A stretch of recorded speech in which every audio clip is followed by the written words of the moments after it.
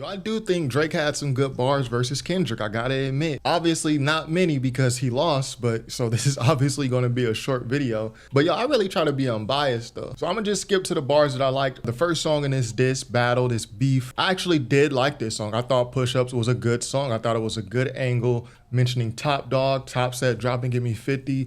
We know, or some of you guys don't know, that there's something going on in TDE that we don't really know about, or something that went on. I think, this is my opinion, I've done a video on it, but Drake kind of jabs at that, and I thought this was a good angle. Right here, you won't never take no chain off of us. How the fuck you big stepping with a size 7 men's on? How you big stepping with a size 7 men's on? So obviously this is like a playground, elementary school jab, but it's effective. We know Drake is a tall dude. Drake is like 6'3", and we know Kendrick is very short. He's a short guy, right? So how you big stepping, like missed him around the Big Steppers, Kendrick's album, with a size 7 men's? Like, come on. Like, someone in D12 said this. I think it was Bizarre from D12. He said the best disses in diss records, the best ones are just pointing out the obvious. If you dissing a dude who's huge and fat and sloppy, yo, call him fat and sloppy, bro. Like, point out the obvious. These are sometimes the most effective disses. Right here, you better do that motherfucking show inside the Biddy. Biddy. I don't know why Drake said Biddy. Like, he should have said City. I don't know if he's trying to be like a blood or something right here. Maroon 5 need a verse. You better make it witty. Then we need a verse for the Swifties. I like that. I like how he delivered that. Then we need a verse for the Swifties. And Dawg said, "Drive, you better drop and give me 50. I really like this part, yo. Just the way he delivered it, yo. Then we need a verse for the Swifties. Even though this is kind of aged poorly, because immediately after the beef with Kendrick, Drake goes and drops a song with Camila Cabello. I mean, he's trying to critique Kendrick here for doing songs with pop stars. And then here goes Drake doing songs with pop stars. No big threes. See, this is a bar I didn't understand. I want to focus only on Drake's good bars, but this is one I didn't understand. You not in big threes. SZA got you wiped down. Travis, 21 Savage. So are you saying SZA, Travis, and 21 Savage are your big 3 rappers? Like, SZA's not even a rapper. Right here, like your label, you Interscope right now. Interscope, Interscope. Kendrick is signed to Interscope. You don't have to look at the genius annotations to figure this out. And you're going to feel the aftermath of what I write down. Kendrick, Dr. Dre's label is called Aftermath Records, which is a subsidiary of Interscope. Some wordplay. This is hip hop, bro. Big difference between Mike then and Mike now.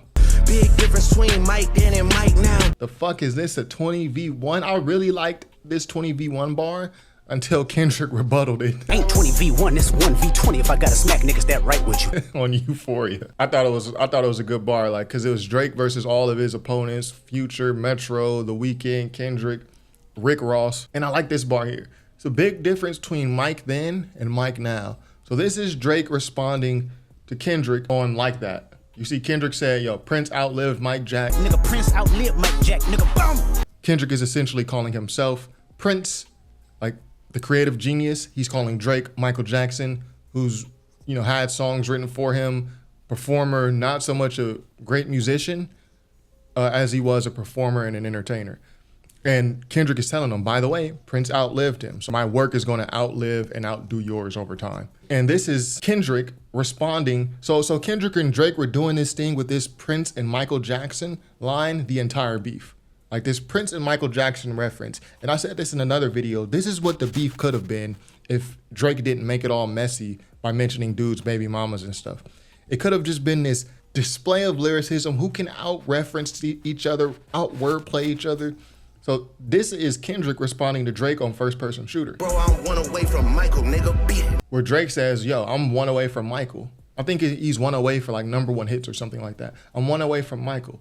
And then Kendrick was like, yo, by the way, Prince outlived Mike Jack. By the way, I'm Prince. You might be Mike, but yo, we all know I'm better. And they will keep going with this. They'll keep going with this. On Family Matters, Drake says, it's all on your face like what happened to Mike. I'll get into that one later because that's also probably my favorite bar from this entire diss. Obviously, we all love the Metro, shut your whole ass up. Metro, shut your whole ass up and make some drums, nigga. And even though this is the bar that took this way further than what it needed to be, I be with some bodyguards like Whitney. And I'm really not a fan when Drake mentions dudes' wives. This is a great bar. I'll be with some bodyguards like Whitney Houston. She was in a movie called The Bodyguard, right? Yeah. And then Kendrick's wife name is Whitney. Like, even though it's a low blow and it didn't need to be that way, this is a hard bar. And I like this what Top said, drop your little Midget ass better fucking.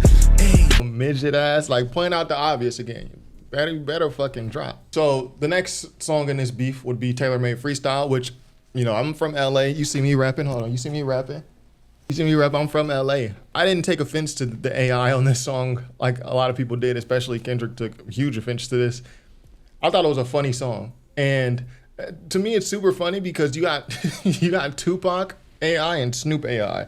This is obviously Drake rapping these verses. You can obviously tell that it's Drake. Just the flow and the cadence and like the way it's just the way Drake structures his rhyme scheme. Not in your shoes, go do what you do, not really you, pass it to Snoop. Out of clue, what the fuck you about to do? This is how Drake wrote this song. There's only 2 records in this beef that I think Drake penned completely, or at least 90%. It's this one, Taylor Made Freestyle, and it's the Heart Part 6. Those have like trademarks of Drake style on them. The rest of them don't. The spirit of Machiavelli is look, they told me the spirit of Tupac is alive. And a nigga under 5'5", so it's gotta be you. And a nigga under 5'5", so it's gotta be you. I mean, I thought that was funny. And this bar right here, the Snoop AI, it just speaks to how Drake thought this was gonna go. So this is like before Euphoria dropped. Right now, it seemed like you posted up without a clue Of what the fuck you about to do? of what the fuck you about to do. Like, you just letting me punch on you. You not blocking it. You not defending yourself.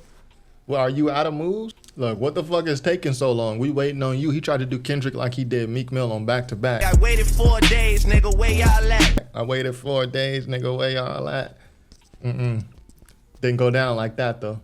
You try and let this shit die down, nah, Not this time, nigga. Nah, nigga, you following through. Yo, this was hitting. You can go watch my Taylor Made reaction. At the time, this was hitting because, you know, Kendrick don't drop records. And I'm all for dude dissing Kendrick for not dropping records. I was with it when J. Cole did it on 7 Minute Drill. He averaging 1 hard verse like every 30 months or something. I was with it when Drake did it here.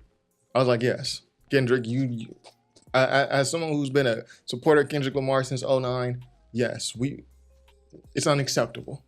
I've done a whole reaction on the Family Matters song. You can go watch this video if you want to see this and how stupid of a song this is. Actually, it's a good song, but how bad the disses actually are once you put a little bit of scrutiny on it. Where's your uncle at? I want to talk to the man of the house. Where's your uncle at? Cause I wanna talk to the man of the house. So if you heard the Mr. Morale, the Big Steppers album, you know Kendrick got a song on there called, you know, like My Auntie Is a Man Now. My auntie is a man now. Because I guess his auntie is transsexual or something. This is just foul. Yo, where's your uncle at? I want to talk to the man of the house. West Coast niggas do fades, right? Go get this ass open. I'm handing them out. Right here. This is nasty right here.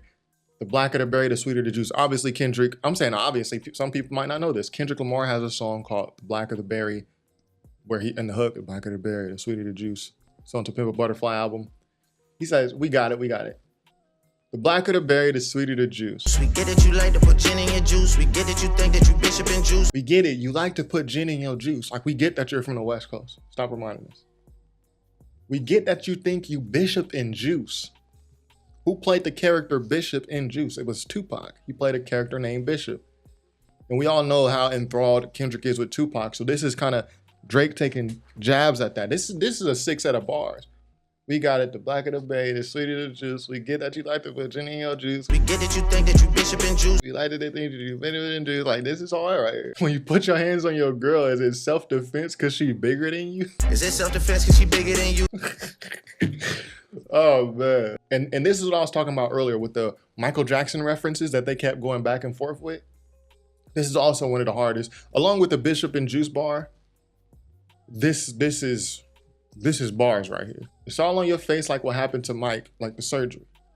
Oh shit, it's all making sense. Maybe I'm Prince and you actually Mike. Maybe I'm Prince and you actually Mike. Because, you know, Kendrick was calling himself Prince and Drake Michael Jackson and saying like, y'all, my music is gonna outlive yours. I'm a better creative genius. Drake was like, okay, whatever. But he was like, hold on. Maybe I'm Prince though, and you're actually Mike. Because Michael was praying his features would change so people would think that he's actually white. Michael was praying his features would change so people believe that he's actually white. How did Michael Jackson just catch it straight right now? It's crazy. R.I.P. Mike. I don't know if Michael Jackson was praying his features would change so people would believe he's white. But I think Drake is just referring to the nose job and the other surgeries. Michael was praying his features would change so people would believe he's actually white. Top. Remember we talked about Top Dawg earlier. Top will go make you do features for chains, get on pop records, and rap for the whites. The rhyme scheme. Mike praying his features would change. Top make you do features for change. Like, whoever wrote this, if it's Drake, this is elite lyricism. This is why I be wanting to know who the writers are, because I want to go, the nigga who wrote this, I want to go listen to more of his music. Like, what the hell he be talking about? And this right here is just this is a cherry on top. And wait, you say your brother Jermaine, but you wanted him to stay out of the light. You say your brother Jermaine, but you wanted him to stay out of the light. He talking about J. Cole. J. Cole's name is Jermaine. But wait, Michael Jackson also got a brother named Jermaine Jackson who was not in the spotlight as he was. So he's saying you told Cole to go back out the beef. What, you didn't want him to get some #1 records like you got? You didn't want him to get his streams up? Like, obviously, I don't think that's the reason that J. Cole backed out, but it's about painting a narrative. It's about framing things in a certain light. And this is bars right here, bro. This is bars. And then lastly, The Heart Part 6. Now, there are not many great bars on this. This is just a defeated, I quit ass record. Kendrick Lamar this is like someone in my comments said this is like the WWF, WWE I quit match. I said yes. Kendrick Lamar was The Rock with the steel chair. Drake was Mankind, screaming, I quit, I quit, I quit. The part of this I do like, though, is here. And whether or not it's true, I'm not really concerned about in this reaction. I am just looking at the quality.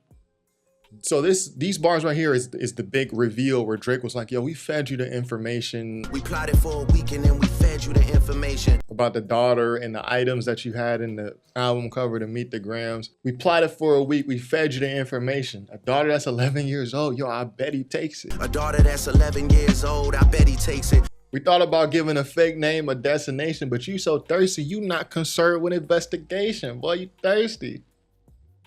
You gotta learn to fact check things and be less impatient.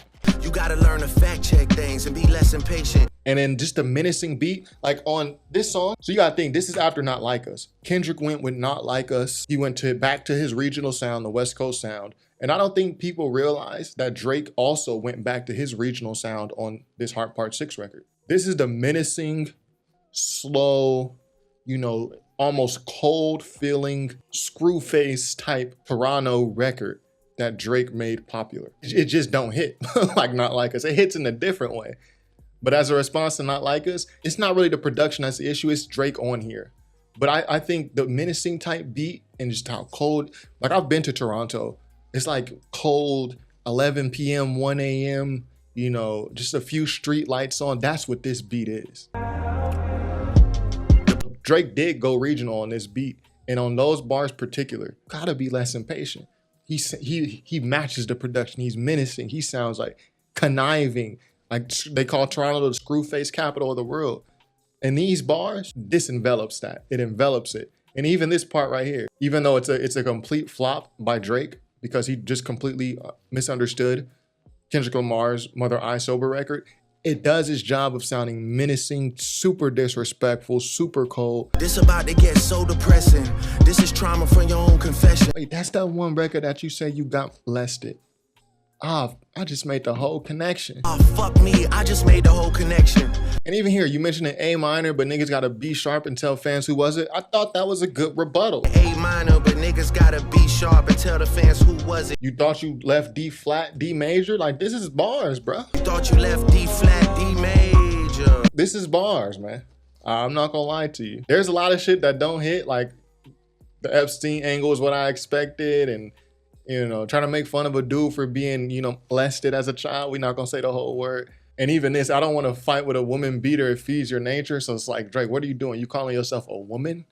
Like think about this shit before you record it. But I'm saying all that to say there are A lot of these bars don't hit at all, but those are the sections of the Hard Part 6 that I thought were actually effective. I thought they were bars. So anyways, yeah, I told y'all it was gonna be a short video. You know, I try to be unbiased. I'm not gonna listen to some shit that's bumping and act like it's not bumping. I like the push-ups joint. I like the tailor-made joint. I wouldn't say I like Family Matters, but I recognize why people like it. I just don't think the disses to anyone on that record are strong. Go watch my video if you haven't seen it already. I break it down completely. But he has some bars on there, and even on Hard Part 6, he had some parts. When I first listened to it, I was like, okay. But he just sounded way too defeated. He wrote his own L on Hard Part 6. So anyways, are y'all willing to admit that Drake had good bars during this beef? If so, which bars? Or maybe you feel like, no, everything he spat was garbage. See, I try to be unbiased, man. So yeah, be sure to subscribe if you have not already. Top5rapwebsite.com. Peace.